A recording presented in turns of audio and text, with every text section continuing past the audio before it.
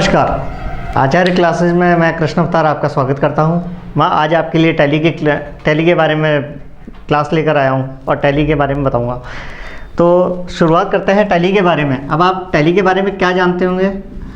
Tally एक accounting software है जिससे कि हम किसी भी फर्म, किसी भी बिजनेस की अकाउंटिंग कर सकते हैं और उसमें होने वाले लॉस, प्रॉफिट और वहाँ के स्टॉक की जानकारी रख सकते हैं। तो बात करते हैं, टैली एक अकाउंटिंग सॉफ्टवेयर है जो कि एक एप्लीकेशन सॉफ्टवेयर में आता है। क्या है एप्लीकेशन सॉफ्टवेयर?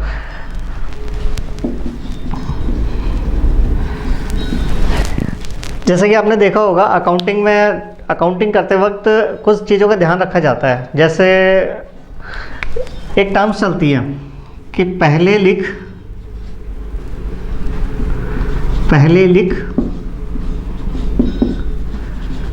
पीछे दे, भूल पड़े कागज से ले।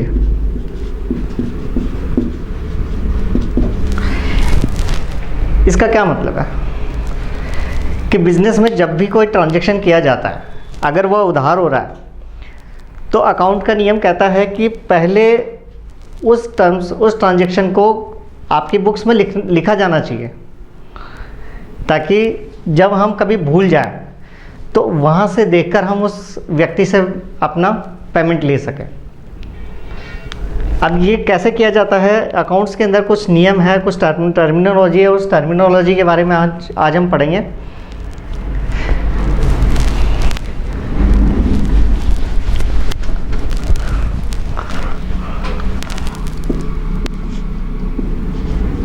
टर्मिनोलॉजी, इसे हिंदी में कहते हैं शब्दावली। अकाउंट्स के अंदर यूज होने वाले कुछ शब्दों के बारे में हम पढ़ेंगे जो कि आप लोग शायद ही जानते हो। सबसे पहला आता है ट्रेड।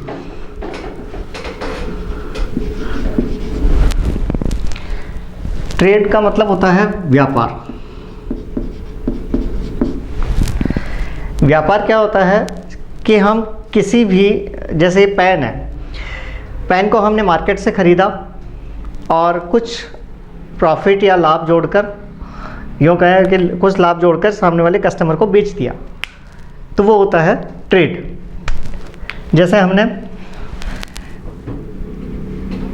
एक बोतल है, हमारा प्लास्टिक का बिजनेस है, हमने बोतल खरीदी एक 10 रुपये में, और उसको, ये तो था हमारा क्रय मूल्य,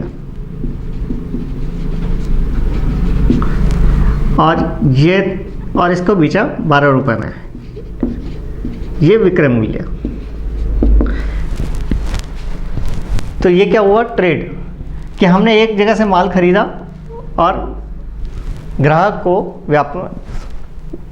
को हमने लाभ सहित बेच दिया। हमें प्रॉफिट कितना हुआ? 2 रुपये। इस तरह हम अपना व्यापार करते हैं। लेकिन अब दूसरी टर्म्स आती है बिजनेस।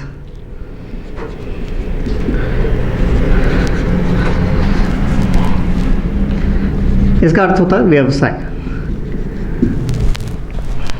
इसके अंदर क्या होता है? इसके अंदर भी आपको माल बेचना ही होता है, लेकिन डिफरेंट क्या है?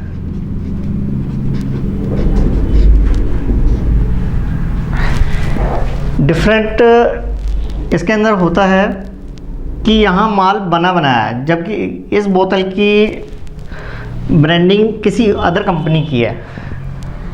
मान लो कोई AS ब्रांडिंग है इसकी, ये उसका माल है और उसी का माल हम बेच रहे हैं। जबकि व्यवसाय में क्या होगा?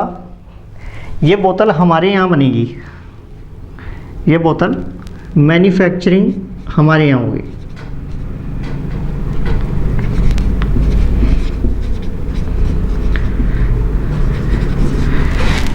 मैन्युफैक्चरिंग होगी, इस बोतल को हम खुद बनाएंगे और खुद ही सेल करेंगे। ये होता है बिजनेस। कच्चे माल के द्वारा पक्का माल तैयार करके और उसे हम अपनी ब्रांडिंग से और सेल करते हैं, तो उसे कहते हैं बिजनेस। ठीक है। तीसरा आता है प्रोफेशन।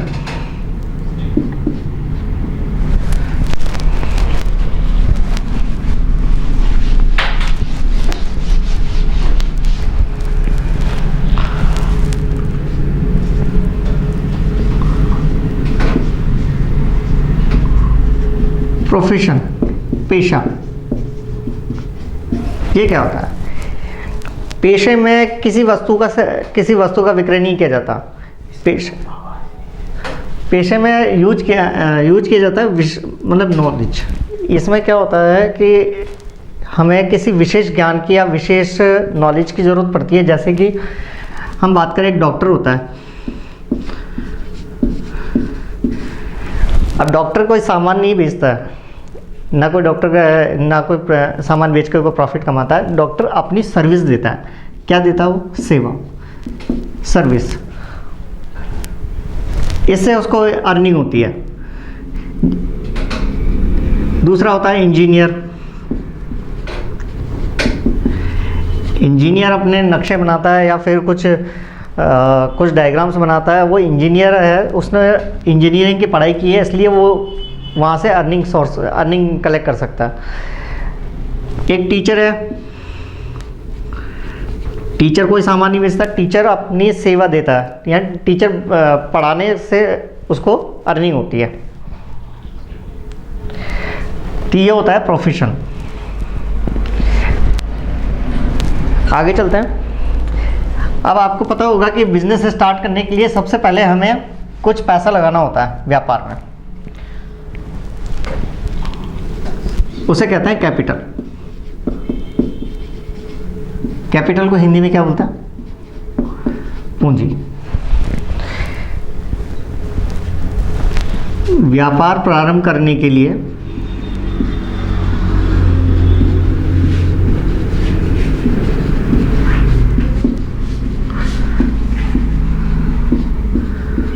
व्यापारी द्वारा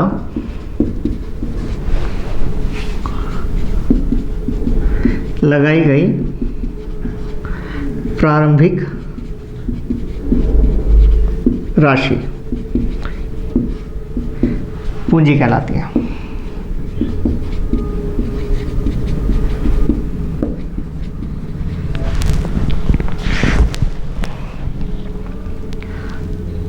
जैसे राम ने 1 लाख रुपए से व्यापार प्रारंभ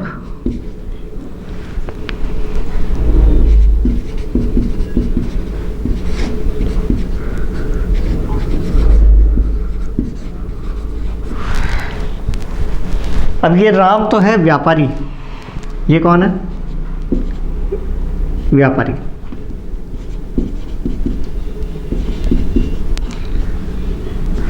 और ये 1 लाख रुपए है इसकी प्रारंभिक पूंजी।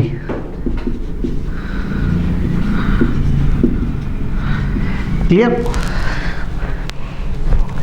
राम व्यापारी है और 1 लाख रुपए इसने प्रारंभिक पूंजी लगा के, तो इसकी कैपिटल कितनी हुई? 1 लाख रुपए। क्लियर? दूसरी चीज आती है ड्राइंग्स। ड्राइंग्स आहरण, इसे हिंदी में जो कहा जाता है आहरण।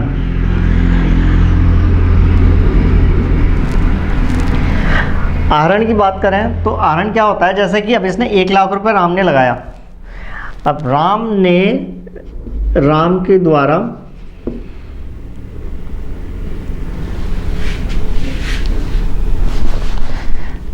राम के द्वारा 10,000 रुपये निजी उपयोग हेतु निकालिए।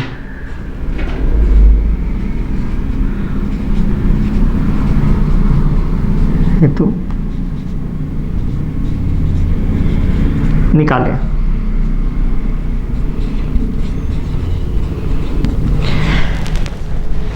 राम के द्वारा 10,000 रुपये निजी उपयोग हेतु निकाले। अब इसने लगाए कितने? 1 लाख रुपए। इसी के द्वारा राम के द्वारा 10,000 रुपये निकाल लिए गए। अब ये 10,000 रुपये क्या है? 10,000 रुपये ड्राइंग्स है।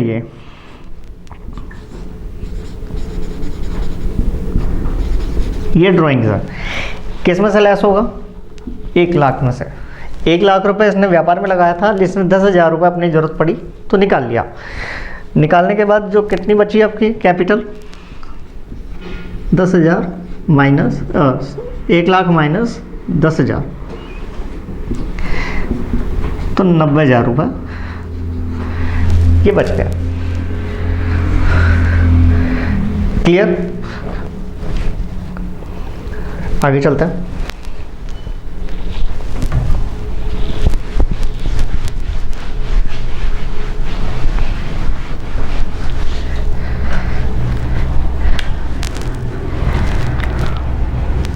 परचेज।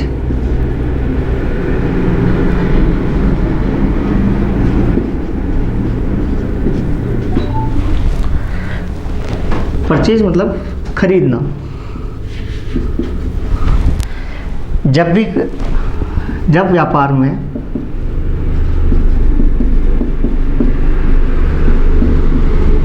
कोई माल बेचने के उद्देश्य से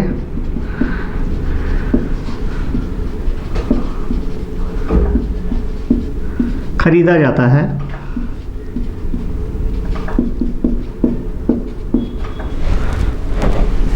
तो वह परचेज कहलाती है। जब व्यापार में कोई माल बेचने के उद्देश्य से खरीदा जाता है तो वो परचेज कहलाती है। जैसे राम ने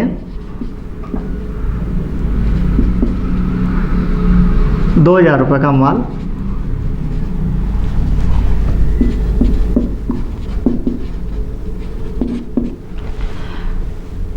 श्याम ट्रेडर्स से खरीदा।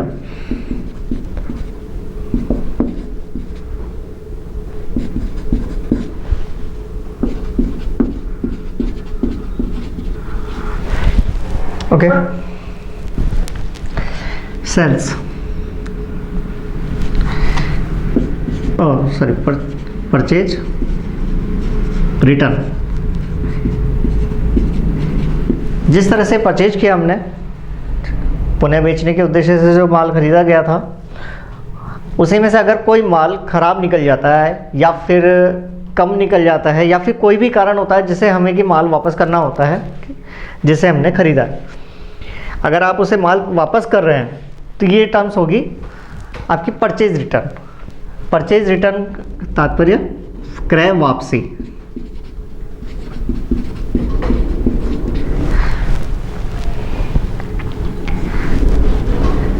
जैसे राम ने खरीदे गए माल में से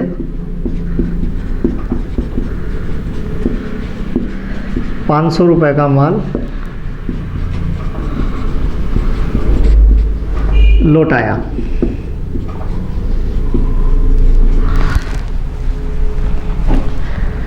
क्लियर? आगे चलते हैं।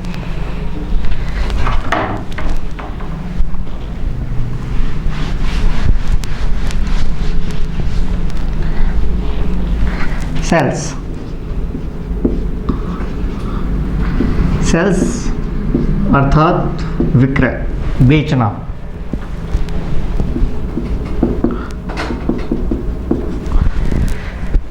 सेल्स मतलब बेचना। जब किसी माल को, खरीदे हुए माल को हम किसी कस्टमर या ग्राहक को बेचते हैं तो वो होता है सेल्स। जैसे मोहन को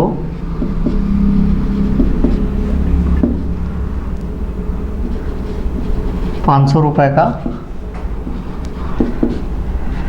नगद माल बेचा।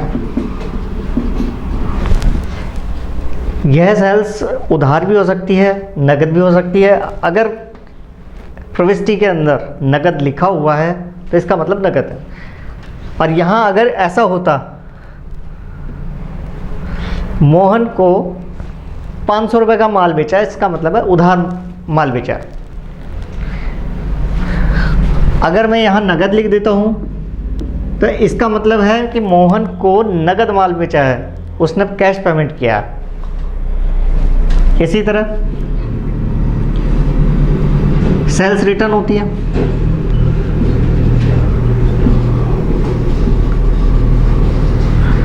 विक्रय वापसी, जब किसी कस्टमर द्वारा खरीदे गए माल में से कुछ माल वापस कर दिया जाता है या संपूर्ण माल वापस कर दिया जाता है तो उसे कहते हैं विक्रय वापसी। विक्रय वापसी या सेल्स रिटर्न। जैसे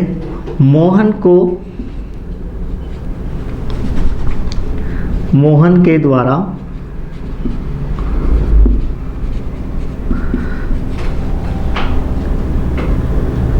₹200 का माल वापस किया गया। खरीदा कितने का था? ₹500 का। मोहन ने हमसे जो माल खरीदा था ₹500 का खरीदा था। अब उसका कोई माल ख़राब निकल गया। माल ख़राब निकलने की वजह से उसने ₹200 का जो माल था वो वापस कर दिया। तो ये हम जो प्रविष्टि करेंगे वो सेल्स रिटर्न में करेंगे। ये सेल्स रिटर्न होती है। क्लियर?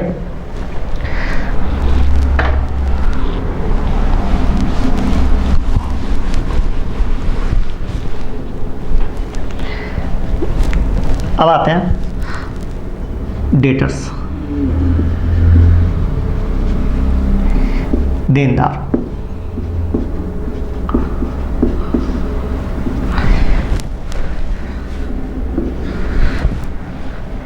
देनदार क्या होता है?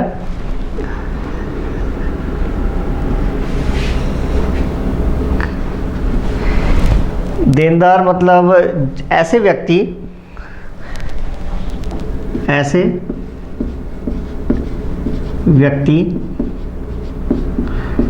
जिनसे हमें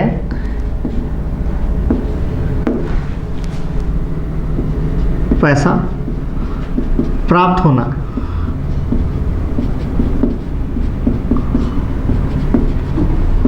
ऐसे व्यक्ति जिनसे हमें पैसा प्राप्त होना है वे व्यक्ति कहलाते हैं डेटर, देनदार। जैसे मोहन को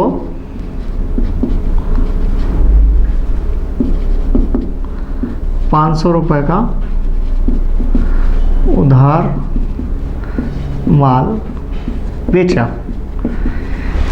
अब मोहन को ₹500 का उधार माल बेचा है। इसका तात्पर्य है कि मोहन से हमें ₹500 लेने हैं, चाहे वो आज लेने हैं चाहे कल लेना है, लेकिन हमें लेने हैं और हमारे बिजनेस के लिए एक एसेट सही है। ये ₹500 आने हैं। तो ये 500 मोहन कौन है हमारे लिए? ये देनदार है। मोहन कौन है? देनदार।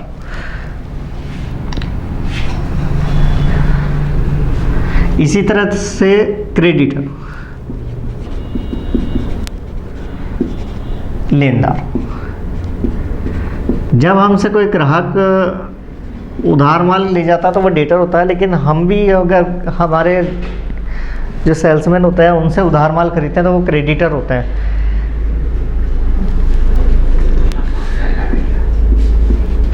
ऐसे व्यक्ति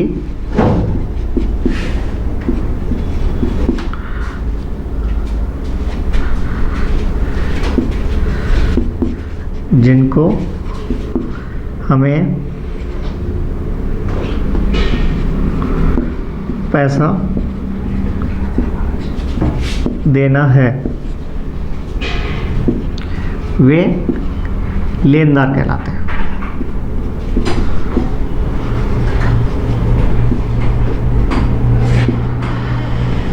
ऐसे व्यक्ति जिनको हमें पैसा देना है वो लेनदार कहलाते हैं। जैसे श्याम ट्रेडर्स से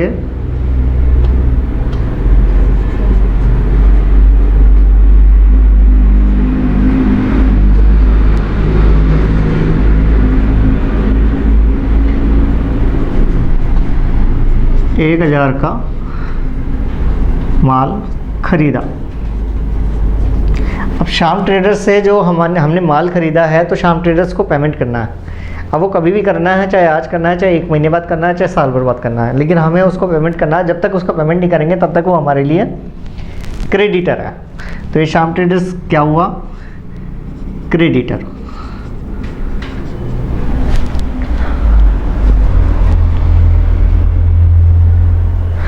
ठीक है, क्लियर? आगे बढ़ते हैं।